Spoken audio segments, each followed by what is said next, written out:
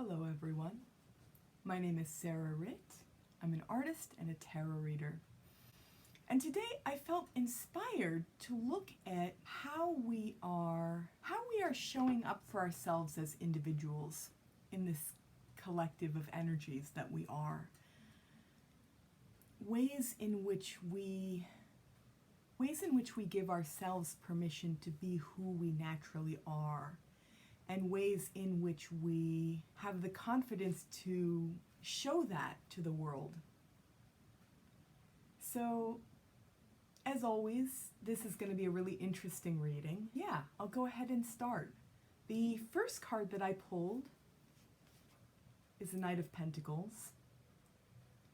The energy of this card is kind of closed and protective. Pentacles are earth, so they speak to our practicality, our ability to meet our own material needs, in just all of those mundane aspects of how we live our lives. And sometimes this energy can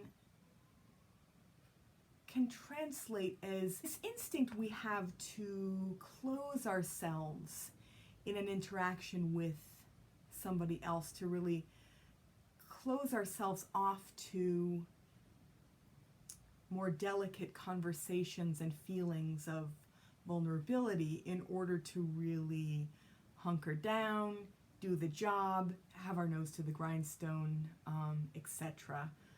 So there's just this feeling of, and it feels in keeping with these times that we're living in, to really focus in on what are the practicalities, how can I keep myself safe, how can I feel safe on the inside. There's this feeling of a lot more maybe going on internally than we're showing externally. And so, I mean, he's a knight, this Knight of Pentacles, so he literally has his armor on. Now this card is next to the moon, which is a really interesting pairing, because the moon is everything that we know to be true on a deeper, more intuitive level. The moon rules over Cancer, which is a water sign, so we get that really beautiful, watery, you could say touchy-feely, connective energy, relational energy. The other interesting thing here is if we put these cards together,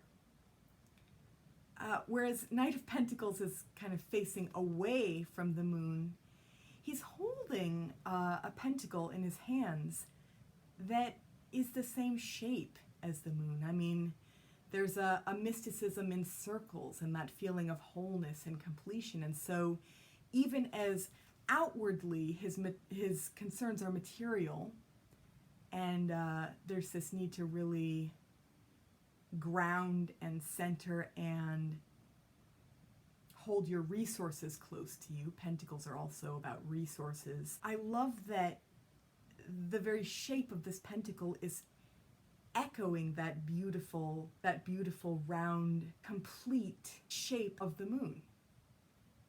So it almost feels as if all of the beautiful things that we are and all of the intimate relational aspects to who we are kind of being closely guarded as we try to make things work day to day, as we try to get things done, as we put our practical concerns sometimes even before our emotional concerns. So that's a very interesting dynamic that seems to be going on in this collective here and now. The V shape of the reading that I often draw on is also an interesting kind of complex. I feel as if there's a lot of reversals here and complexities that are coming out in this reading. First card I'm getting is Five of Pentacles, again, Earth. This card speaks to poverty, whether that's emotional or more immediately financial. It can just feel like having to go without in one way or another. Here it's on its head, And it's across from fire, Four of Wands, also on its head. So here there's a feeling of transition and transformation that's taking place. I most certainly feel this within myself. It feels as if this is a period of time in which it's so easy to be aware of what we've been through and what we've felt victimized by, and ways in which we were not able to be there for ourselves. And yet, in this energy, which is on its head, I feel as if we're in the process of kind of reemerging from this energy. In Four of Wands, we have a very polar opposite kind of a celebratory energy that's also on its head. And so it almost feels as if we're learning and relearning how to be ourselves and how to really find ways to triumph over the adversity that we're experiencing collectively. It makes a lot of sense to me that, I mean, speaking more directly for myself, that all of the things I'm coming to recognize and find clarity around are allowing me to reclaim who I really am. And what better cause for celebration than really embracing who we really are as human beings and as individual human beings, each with something really beautiful to contribute to the whole. So I feel with these energies that with the reversals here, it's like they're in a state of flux. There's a feeling of being in the process of leaving this energy of poverty and isolation and guardedness, again reflected in Knight of Pentacles, behind as we move toward celebrating. It may even be having to celebrate in small ways who we are. So I know for myself, being able to make my own clothing and wear it and just feel its comfort and its beauty and its uniqueness, that's a small way for me to celebrate who I am. And so the interesting thing about reversals is how many different directions they can go in. And so what I'm getting from this is that we're in the process of arriving at this more celebratory energy. Interestingly, the moon was just full and just in Aries. It's I'm not sure where it is right now, but coming out of that fiery, fierce kind of individualistic energy, it may be that we're picking up on hints of that fire, even as we're not always fully embracing it. Or maybe we're not even knowing all of the time what to make of it or how we define ourselves around it. But there's this feeling here of still experiencing the essence of this energy and being in the process of arriving at it more fully. This is also about healing, I feel. Pentacles speak to physical health as well as resources, and as well as resources that are not even necessarily just on the physical plane. So time, energy, those are the main ones that come to mind. And so I know for myself, there's a lot that I am in the process of healing and moving on from. And so this energy also just feels very fitting in terms of having to move through the difficulties in our lives in order to really reemerge and start to arrive at something more joyful and more abundant. I mean, if you think about the lack within this card and then the abundance within this celebratory energy, That's another really interesting way in which the energies are so polar opposite to one another. So then the next layer of this reading, we have an interesting dynamic going on as well. And again, kind of similar in the opposite dynamics playing out here. So we have the world. Now the world, again, with the fullness and the mysticism of circles, so completion, wholeness, balance. The world embodies all of that. There's just this feeling of really being empowered in oneself to really make the best decisions, feel at peace with yourself and with everyone else. There's just such a whole and nurtured feeling within this card. Also a freedom. Now here it's reversed. And it's across from King of Swords, who is also reversed. King of Swords speaks to a keen, sharply focused, logical and linear mind and energy. Swords are air, so they relate very directly to the intellect, all thoughts and how we articulate them or don't. King of Swords also, all royalty, and not even just royalty, but major arcana as well, can speak to specific personalities in our lives. So it feels as if collectively we're going through a real period of questioning authority. And questioning, I mean, literally here for this king, what's up and what's down, what's right and what's wrong. And these questions can leave us feeling really empty and disempowered. So I feel as if within this collective there's also just a need to really reclaim who we are in the face of so much confusion. You know, I mean, if you think of the clarity of swords, you know, the sharpness of them, the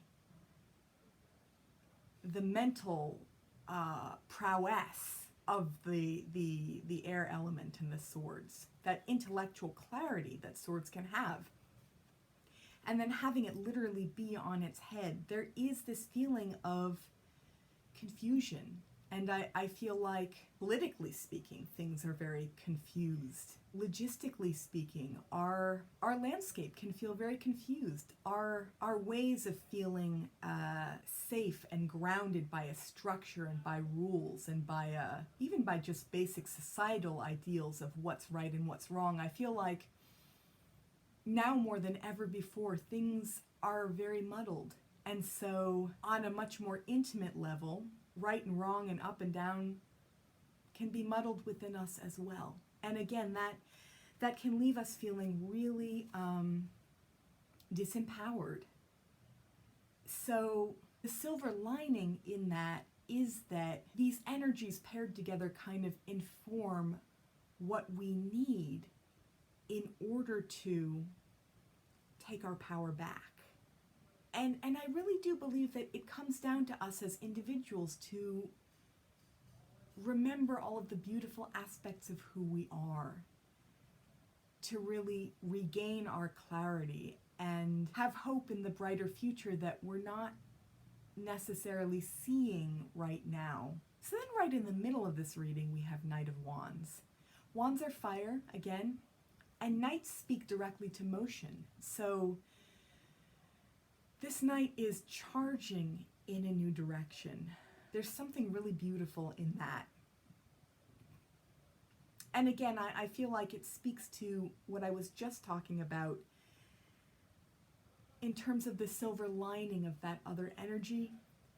We're recognizing that it's not working. We're recognizing that there's a need to charge in a new direction. And some of us are actually making those leaps and bounds forward, which is really exciting.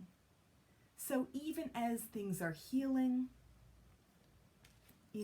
things are transitioning, there's also something to be said for the actions that we're taking and the newness that we may be initiating through this fire element. I mean, fire is all about newness and adventure.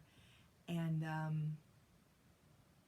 that coupled with the Knight's forward motion is very powerful. So, as I just described that, the bottom 3 cards are kind of an opposite energy from that. So what that's telling me is that some of us don't feel as empowered or in control as we would like. And some of us are actually opting to stay still and contemplate and kind of wait until we're good and ready to move in a new direction. And there's absolutely nothing wrong with that. So here we have the Chariot, which is a card of control and empowerment, and again, forward motion. But it's on its head. And it's right next to the Hangman, which to me speaks to being at a crossroads and looking out upon the next leg of the journey. And again, contemplating. So the way this reads to me, it's almost as if, since the Hangman is right in the middle of these bottom 3 cards, we're looking at ways in which we either don't feel as empowered or in control, or haven't been in the past. Now, off to the side, we also have 2 of Wands. 2 of Wands is looking back into the past as well. So that also clues me in as a reader to this more contemplative and a quieter reflection of ways in which things haven't worked out for us, and ways in which we just haven't felt as empowered in who we are, or as in control, or as divinely guided. It's another thing about the Chariot is there's this feeling of supreme alignment. So even as he's in control, he's also allowing himself to be guided forward. And here, there is a feeling of, what I'm getting is losing one's composure and just feeling at a loss, feeling, again, disempowered. And so the Hangman indicates a turning point, but also just that feeling of peaceful contemplation and just really needing to take some time and reflect. Now the same energy goes for 4 of Cups. Cups, again, is kind of a returning to water, the water element. Now I feel like here, this person is also taking time to contemplate. They're not able to see what's directly in front of them, so there's this outstretched hand offering them a cup. The message I'm getting here is that life isn't slowing down, but we are. Some of us are feeling that need to slow down and contemplate and just, even if it means we have to miss out on whatever opportunity is more directly being presented to us, there's still value in contemplation as we take time to take stock of things, or to heal, or just to move forward in our own time and way as we're ready. So again, this is polar opposite energy here, which makes me feel like as a collective, we all have our own unique story, but we also may be more split, broadly speaking. So whereas some of us are ready to really take action and initiate change, some of us are just really feeling that need to slow down and be inward. And there's nothing wrong with that. I mean, we're a collective made up of billions of individuals, and so our needs would be very personal and very intimate and very different from one another, even as there's some really beautiful overarching similarities. So the last card that I'm going to speak on that's coming up here is Seven of Wands. Now this is a confrontational, fiery energy that I feel like also speaks to that Aries moon that we were just in. We may still be in it for all I know, but I do know that it began yesterday, full moon in Aries, and that's very potent energy. So what this is telling me is that there's some of us who are slowing down, being peaceful, contemplating. There are some of us who really feel the need to assert ourselves through confrontation. Now that, to me, doesn't speak entirely to who we really are, although there's something to be said for who we really are showing up in a lot of different ways. But again, to me, this is not really the most constructive use of our energy, and there's something limiting about it. So I feel like then the challenge really becomes, how can we be our most joyful, empowered selves without feeling that need to push against or spoil for a fight or engage in such confrontational energy? And I do believe that whereas there'll always be moments in this for all of us, because it's a very human thing to want to assert ourselves and to want to feel empowered, I do believe that each and every one of us has the capacity to evolve into a deeper, fuller version of who we are. And that's a really beautiful thing, because it's so easy to fall into the trap of fear-based thinking, or I have to confront someone thinking, or or down is up and up is down. And to return to who we really are, to me, that can be so much more peaceful and empowered at the same time, which is not necessarily something that we're taught as a broader society, you know, that we can be empowered and in our fullness and in our most peaceful, harmonious self as well. So for those of you who are really feeling this confrontational energy, you are where you are, and that's okay. But I would also say that you're also so much more than you realize in a moment like this. So there's something to really be said for taking the time to own your fuller, bigger, broader power and not limit yourself to this. For those of you who are taking the time to just really heal, maybe it's meditation, maybe it's art making, maybe it's just engaging with other people who are quieter and more balanced, gravitating more toward that really lovely energy. Good for you for recognizing that you need to heal and for taking those quieter steps forward. For those of you who are charging ahead, and I should also say, none of these are necessarily mutually exclusive. I mean, we're all multifaceted beings as well. But for those of you who are really taking the lead and charging ahead, good for you for also recognizing that clarity within your own energy and just for really embracing your inner fire. There's really something to be said for that as well. So